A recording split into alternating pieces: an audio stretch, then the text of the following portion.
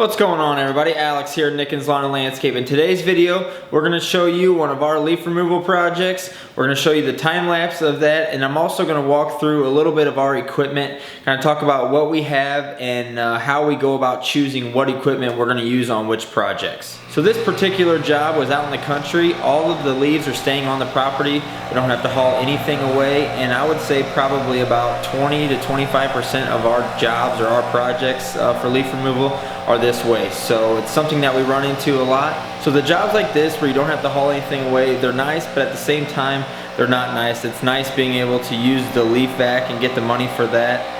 You don't generally need as big of equipment or as much equipment whenever you don't need to haul the stuff away. These jobs were awesome back before we had a leaf vac, and you guys that don't have leaf vacs, you know what I'm talking about. These are perfect. But when you get the leaf vac and you've got the money invested, it's nice to use that too. It's kind of nice to do an all-in-one where you're cleaning everything up and you're vacuuming it up and you're hauling it away. You get the most bang for your buck, I would say, or most bang for your stop per customer that way.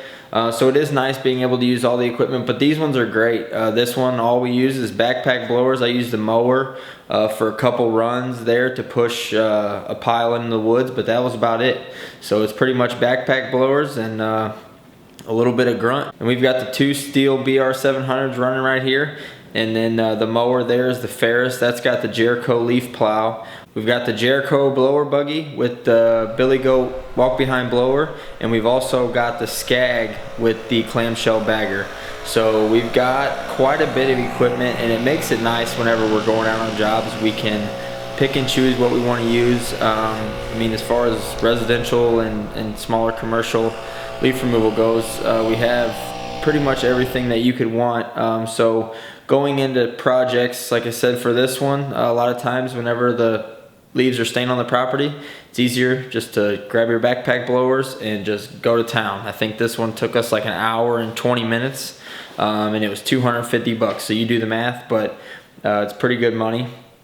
And generally that's how these ones go. They're pretty quick, and you get a lot of work done and not a lot of time. So these ones are great, but sometimes you've got one in town where you've got, you know, say you've got two houses or a house and a garage, and you've only got an 8 or 10 foot gap in between that, and you've got to squeeze a 3 foot tall pile of leaves by that 8 or 10 foot wide or whatever that gap may be.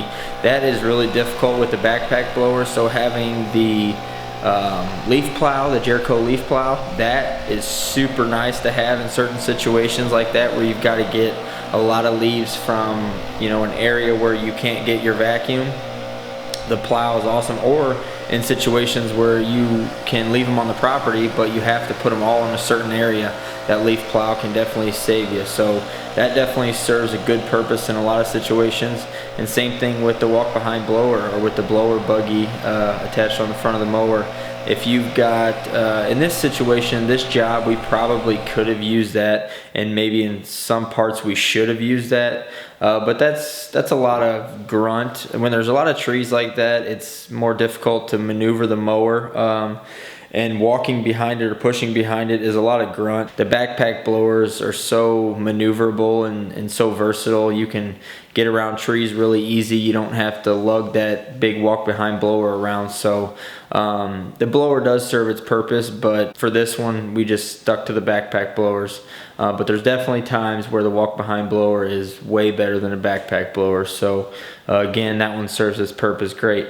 And then the Skag with the bagger, I mean, obviously if you have one where it's, you know, it's not as caked as this one, it would have worked fine probably, but sucking them all up and going over to the woods and dumping them, and I think, you know, by the time we would blow all those dumped piles around, it would have just been a waste of time. So or it would have taken more time, I should say, not a waste of time because it would have cleaned them up, but it would have taken more time than it did just to do it this way.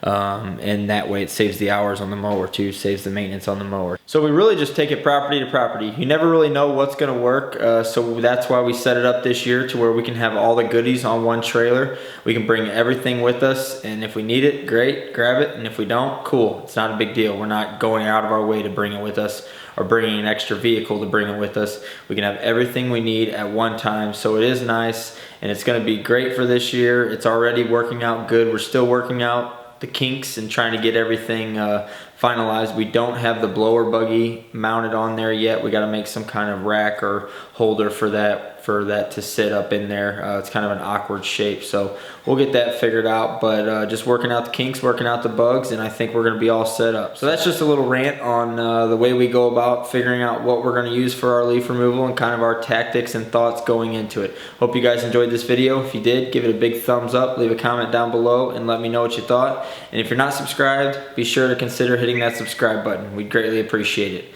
I'll see you in the next one.